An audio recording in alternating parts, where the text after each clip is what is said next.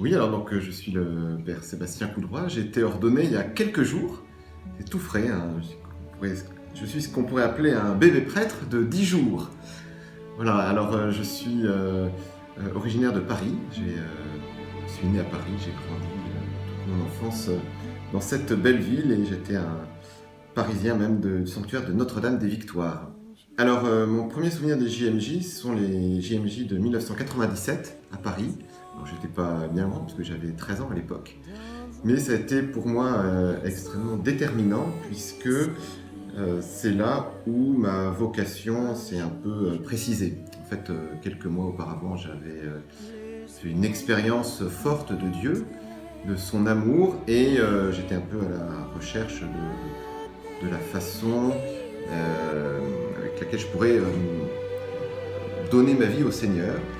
Et pendant ces JMJ, eh bien, moi j'avais la chance d'être dans ce sanctuaire de Notre-Dame des Victoires, auprès des reliques de Thérèse de l'Enfant Jésus. Voilà. Et alors, bien mon souvenir, c'est vraiment auprès de ces reliques une certitude que ma vocation serait d'être prêtre. Alors ensuite, j'ai eu l'occasion d'aller au JMJ de Toronto, une autre expérience, une belle expérience, où alors là, un souvenir marquant, ça a été la messe de clôture, en fait, qui a commencé sous des trombes d'eau. C'était tellement des trombes d'eau en fait que la messe a été raccourcie. Enfin, on voyait les choses s'accélérer, une lecture a été enlevée, etc. Et le pape Jean-Paul II à l'époque nous disait, ben voilà, cette eau vous rappelle l'eau de votre baptême. Et à la fin de la messe, les nuages avaient quitté le ciel. Il y avait un grand soleil.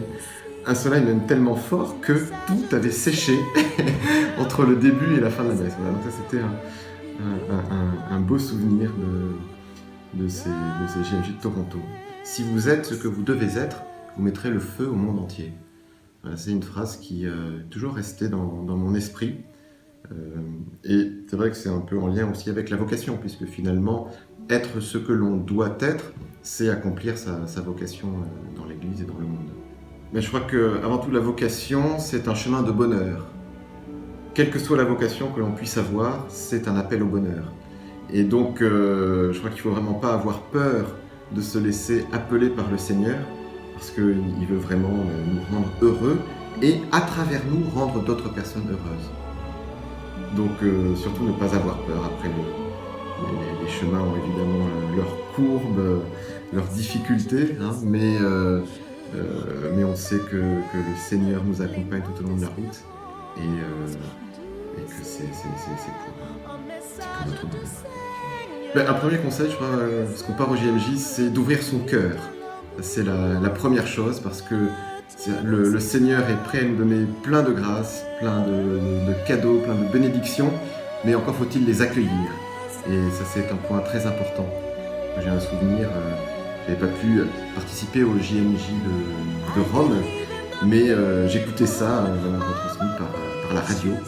Et en fait, on est vraiment saisi par ce qui est vécu par ces millions de jeunes qui participent au JMJ. Donc, il y a plein de façons de vivre ces JMJ.